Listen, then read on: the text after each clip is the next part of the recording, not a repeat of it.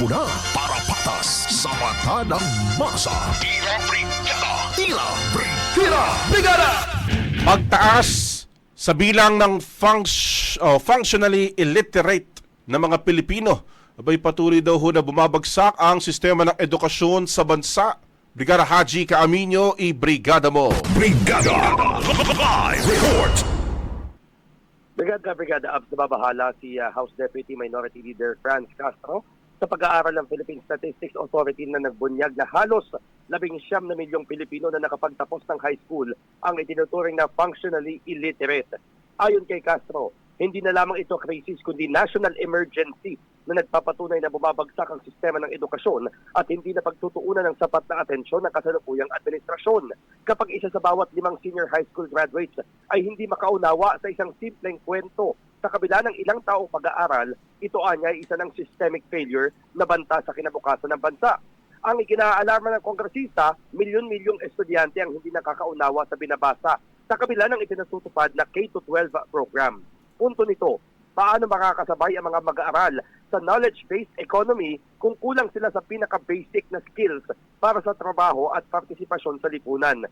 Dahil dito, nanawagan si Castro ng decisive na aksyon para tugunan ng krisis, kabilang na ang pagpasa sa House Bill 1783 o ang Education as Priority in the National Appropriations Act na layong maglaan ng hindi bababa sa 6% ng GDP sa edukasyon.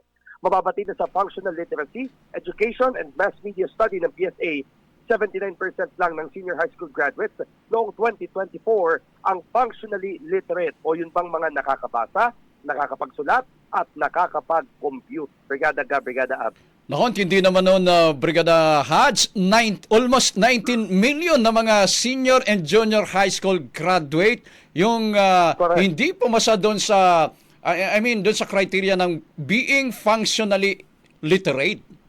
Bagsak.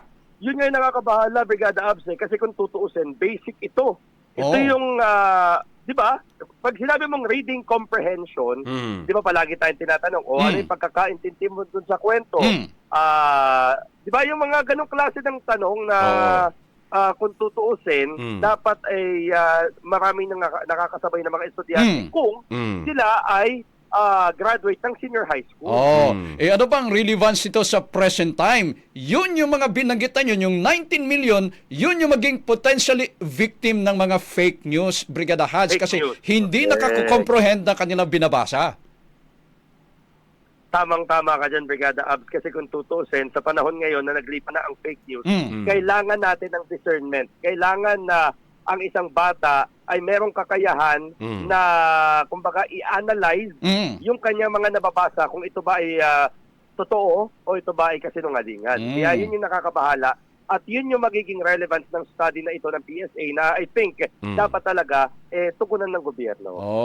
Yun yung ganon kadami yung yung percentage na ating populasyon na may tendency na malason yung kanilang pag-iisip sa mga maling impormasyon. Nako, nakababahala yan, tama yan. Crisis na nga na maituturing yan, Brigada Haj. Correct. At saka kung tutusin, actually, sa totoo lang, hindi lang naman dito magiging usapin ng budget support, I think, no, para sa edukasyon, pero napakarami pang mga factors. Kung matatandaan ninyo, di ba, meron pa mga studies like sa PISA. At sa PISA, di ba, na medyo mababa rin yung ranking ng hindi lang medyo mababa, kulela talaga. Kulela talaga, yun nga Kaya napakaraming hamon para sa education sector natin. Yan. Okay. Sige. Thank you. Segi, maraming salamat. In the heart of changing lives. Ako si Brigada Haji Kaaminyo ng 105.1 Brigada News FM Manila, the Music and News Authority. Ang bahaging ito ay hatid sa atin ng Yummyvit ES2 Oral Drops. Simulang tuparin ang pangarap ng iyong anak. And stunting now,